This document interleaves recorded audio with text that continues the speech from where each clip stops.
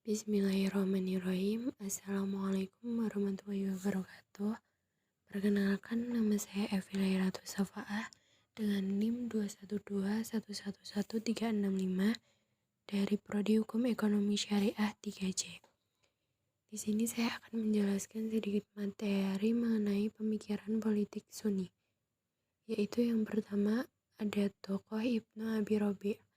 Ibnu Abi Rabi' menekankan kepatuhan mutlak rakyat kepada khalifah.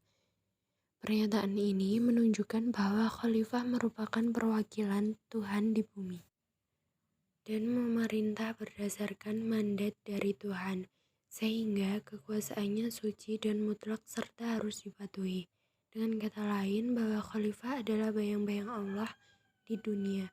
Pandangan ini dibenarkan oleh Ibnu Abi Rabi' sebagai dasar bagi legitimasi keistimewaan hak-hak kepada negara khalifah atas rakyatnya dalam ajaran agama. Yang kedua ada tokoh Al-Mawardi. Al-Mawardi juga menekankan kepatuhan terhadap pemimpin atau kepala negara.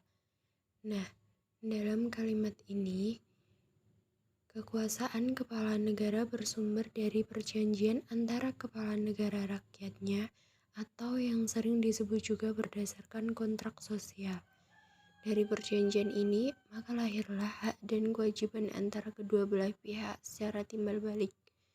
Oleh karena rakyat telah memberikan kekuasaan dan sebagian haknya kepada kepala negara, maka tentu rakyat berhak menurunkan kepala negara bila ia dianggap rakyat tidak mampu lagi dalam menjalankan pemerintahan sesuai dengan perjanjian yang telah dibuat.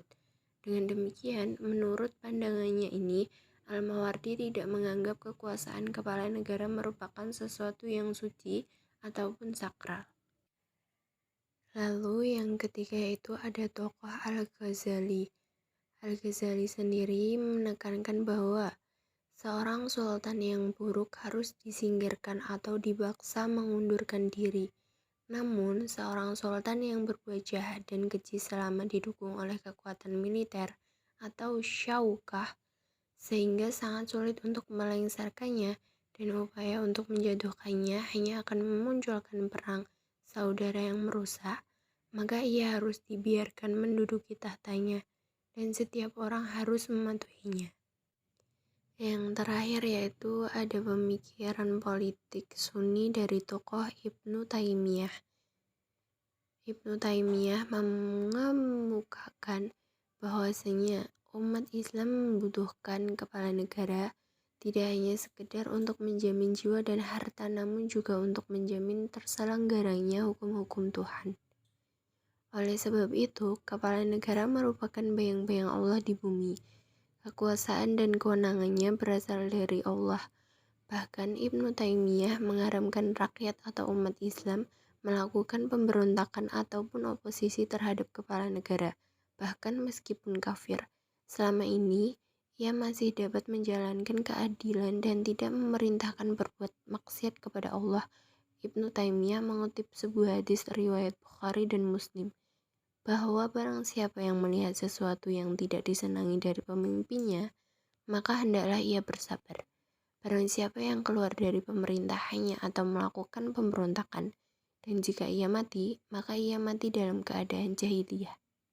Ibnu Taimiyah juga berpandangan bahwa kepemimpinan dalam sebuah masyarakat merupakan sesuatu yang wajib dan sangat penting. Sebuah komunitas masyarakat tanpa adanya pemimpin tentu akan berujung pada kondisi kacau, karena pada dasarnya manusia memiliki sifat homo homini lupus. Hal ini berarti siapa yang kuat, maka dialah yang akan berkuasa. Oleh karena itu, kondisi masyarakat tanpa pemimpin bisa dipastikan lebih buruk daripada komunitas masyarakat yang dipimpin oleh orang yang zalim atau bodoh. Sekian pemaparan materi dari saya. Apabila ada salah kata, saya mohon maaf. Wabillahi taufiq wal hidayah. Wassalamualaikum warahmatullahi wabarakatuh.